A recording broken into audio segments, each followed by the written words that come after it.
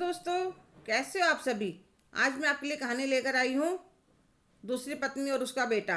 आज बेटी की विदाई कर खूब रोई थी, पर मन में एक खुशी थी कि जो मैंने अपने आप से वादा किया था वह पूरा कर पाई। नवीन की और मेरी दूसरी शादी थी। नवीन की पहली पत्नी का स्कूटी चलाते हुए एक्सीडेंट हो गया था, जिसमें वह चल बसी। और मेरे पहले पति अव्वल दर्जे की लड़कीबाज एक दिन किसी लड़की का भाई अंधेरे में चाकू मारकर भाग गया। बहुत कोशिश करी बचाने की, पर बचा नहीं पाई। तो मैं अपने 4 साल के बेटे को लेकर मायके आ गई। माता पिता और भाई ने बहुत साथ दिया। कुछ दिनों बाद नौकरी भी करने लग गई। कुछ दिनों बाद पापा के कोई जानकर नवीन का रिश्ता मेरे लेकर आए। तो उनके जाने के बाद पापा ने मुझे आवाज़ दी, आभा बेटा इधर आओ। उन्होंने मेरे सामने सारी बात बताई, तो मैंने दूसरी शादी करने से साफ मना कर दिया।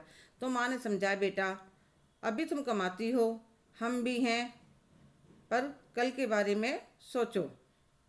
अकेली औरत का रहना आसान नहीं है। इस समाज में मैंने एक दिन का समय मांगा, बहुत सोचा, फिर हाँ कर दी। शादी से समारोह में शादी कर दी और ब्याह कर ससुराल आ गई। तो वहाँ नवीन की बेटी मेरी तरफ देख रही थी। वह 2 साल की थी। मैंने उसको अपने पास बुलाया तो नवीन की बुआ जी बोली, है कीर्ति है नवीन की बेटी। मैंने अपने बेटे अंशु को बुलाया और कहा, बुआ दादी को नमस्ते करो। तो वे कहने लगी, हाँ ठीक है ठीक है। उनका अपने बेटे के लिए ऐसा व्यवहार देखकर मैं सोच में पड़ गई। धीरे धीरे सब रिश्ता चले गए। घर में रह गए हम 4, नवीन, कीर्ति, अंशु और मैं। कीर्ति बहुत जल्दी ही मुझसे हिल मिल गई। नवीन भी अंशु को खूब प्यार करने लगे। 6 महीने में एक दूसरे के बारे में काफ़ी कुछ जानने समझने लगे थे। कीर्ति मुझे मम्मी और अंशु नवीन को पापा कहने लग गया था। हमारे परिवार एक खुशहाल परिवार बन गया था। भाई बहन में भी काफ़ी बनने लगी थी। राखी का त्यौहार आने लग रहा था, तो इन्होंने बुआ को फ़ोन लगाया, बुआ जी राखी पर आ जाना, क्योंकि इनके कोई बहन भी नहीं थी। माँ पापा जाने के बाद कई सालों तक संभाला था, इसलिए बुआ कुछ ज़्यादा भी बोल देती तो चुपचाप सुन लेते थे, क्योंकि बोलने में काफ़ी तीखी थी। तो हमने राखी पर थाली सजा कर रख ली। कीर्ति भी अंशु को पहली बार राखी बांधने के लिए बड़ी उतावली हो रही थी। तो मैंने कहा, बेटा पहले बुआ जी आएंगी, वे आपके पापा को राखी बांधेंगी, फिर आप अपने भाई को बांधना।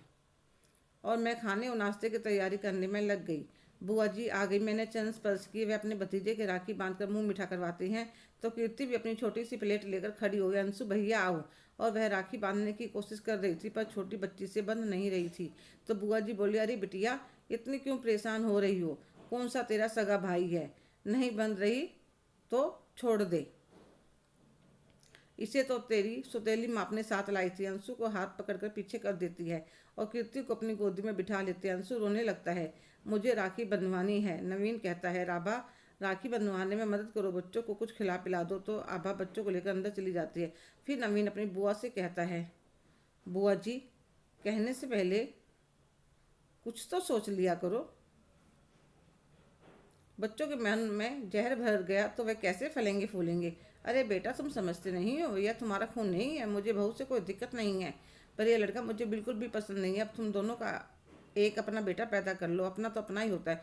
बुआ जी हम दोनों ने फैसला करा है कि हमें और अब बच्चे की जरूरत नहीं है, हमारी फैमिली पूरी हो। जैसा आप मुझे अंशु के साथ करने के लिए कह रही हो, आभा ने कीर्ति के साथ किया, तो आपको और मुझे कैसा लगेगा। और सुनिए, जो आप कह रही हो कि अपना तो अपना होता है, तो सुनिए, पापा से मैंने वादा किया था कि मैं ये बात कभी किसी के सामने नहीं कहूँगा, पर आपकी सोच ने मुझे मजबूर कर दिया। दादी जी के एक ही बेटे यानी मेरे पापा हुए थे, फिर दादी माँ न बन सकी। दादाजी के दोस्त के पहले भी एक बेटी थी, फिर जुड़वा होगी, तो वह रोने लगी कि मैं 3 बेटियों की जिम्मेदारी कैसे उठाऊँगा। तो दादाजी ने उनसे उनकी एक बेटी गोद ले ली। क्या आपको कभी ऐसा महसूस हुआ कि वह पापा से ज़्यादा और आपसे कम प्यार करते हैं? या यह बात पापा और दादी को मैंने जब आपस में बैठकर बात कर रहे थे तब सुन ली थी। मम्मी को भी नहीं पता था। पापा ने मुझसे वादा लिया था कि कभी किसी के सामने मत बताना। तो बुआ जी कहने लगे, सच बेटा आज तुमने मेरी आंखें खोल दी। हो सके तो अपनी बुआ की बात का बुरा मत मानना। बुआ जी आप इस घर की बड़ी हैं और हमेशा आदरणीय रहेंगी। इतनी देर में दोनों बच्चे बाहर आ जाते हैं। अंशु बुआ जी से दूर खड़ा हो जाता है, तो वह कहती, अंशु बेटा आ जाओ दादी बुआ के पास। तो वह उन्हें देखने लगता है। तो आभा कहते हैं, जाओ बेटा बुआ जी बुला रही हैं। तो वह भागकर उनकी गोदी चढ़ जाता है। खाना खाकर खूब सारा आशीष देकर विदा लेती हैं। भगवान तुम चारों हमेशा खुश रहो और तुम्हें किसी की नज़र ना लगे। हेलो दोस्तों, कैसे हो आप सभी। आज की कहानी आपको कैसी लगी, कमेंट करके ज़रूर बताइएगा। अगर आप मेरे चैनल पर नए हैं तो प्लीज़ लाइक, शेयर, सब्सक्राइब करना ना भूलें। धन्यवाद।